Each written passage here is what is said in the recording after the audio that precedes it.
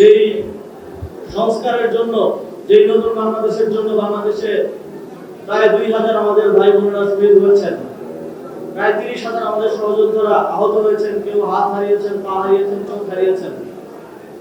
নতুন সরকার এসে তারা শপথ গ্রহণের আগেই সংবিধান সংস্কার পরিষদের শপথ না নিয়ে এই ত্যাগ, এই চেষ্টাকে, এই গণতন্ত্র পুনরুদ্ধারের চেষ্টাকে, নতুন বাংলাদেশ গড়ার চেষ্টাকে বৃদ্ধাঙ্গুলি দেখিয়েছে।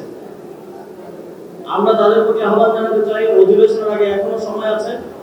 আপনারা সংবিধান সংস্কার পরিষদের শপথ নিয়ে আপনারা প্রমাণ করুন যে আপনারা বাংলাদেশের জনগণের পক্ষে, এবং গণভোটে যে 70% জনগণ বিপুল ভোটে হ্যাঁ ভোটকে জয়ী করেছে, তাদের প্রতি সম্মান রেখে তাদের সাথে প্রতারণার আশ্রয় না নিয়ে আপনাদেরকে আমাদের আহ্বান থাকবে, আপনারা সংবিধান সংস্কার পরিষদের শপথ গ্রহণ করবেন। আপনারা জানেন আগামী 12ই মার্চ সংসদ অধিবেশন অনুষ্ঠিত হতে যাচ্ছে। সেখানে জাতীয় নাগরিক পার্টির সংসদ সদস্য থাকবেন। সেখানে বাংলাদেশের বিগত ত্রয়োদশ জাতীয় সংসদ নির্বাচিত 300 জন সংসদ সদস্য অংশগ্রহণ করবেন। যে যেই দলেরই হোক, আমরা জানি এই সংসদ সদস্যদের অধিকাংশই জুলাই গণঅভ্যুত্থানের রাজপথে ছিলেন, নানাভাবে সহযোগিতা করেছেন।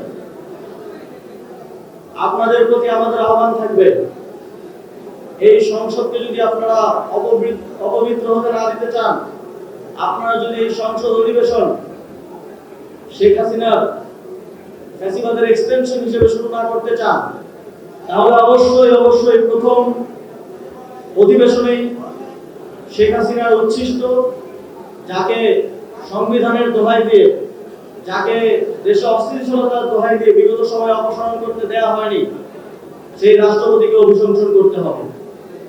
আমাদের জাতীয় নাগরিক পার্টির সংসদ সদস্যরা এই বিষয়ে সরব থাকবেন, এবং আমাদের আহ্বান থাকবে দলমত নির্বিশেষে সকল দলের সংসদ সদস্যদের এই বিষয়ে সরব থাকা উচিত। এবং এই গণহত্যার সময় তিনি নিশ্চুপ ছিলেন, তিনি সম্মতি দিয়ে গেছেন। গণঅভ্যুত্থানের পরবর্তী সময়েও তিনি নানা ধরনের ষড়যন্ত্রে লিপ্ত ছিলেন।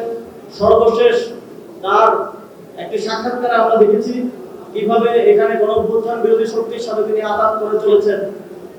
এই আঘাত করার সুযোগ আর তাকে দেওয়া উচিত না। তার বক্তব্যের মধ্য দিয়ে যদি এই সংসদ অধিবেশন শুরু হয় এবং এই সংসদ যাত্রা শুরু করে, আমরা এই সংসদকে কলঙ্কিত এবং অপবিত্র বলে, এবং এই সংসদ সদস্যদের দেশের প্রতি কমিটমেন্টকে প্রশ্নবিদ্ধ বলে দেশের জনগণ চিহ্নিত করবে। এবং আপনাদেরকে আপনাদের জন্যই এই রাষ্ট্রপতিকে অভিনন্দনের মধ্য দিয়ে নতুন করে পবিত্রভাবে যাত্রা শুরু করতে হবে, এটা আমরা মনে করি এবং বাংলাদেশের জনগণ মনে করে।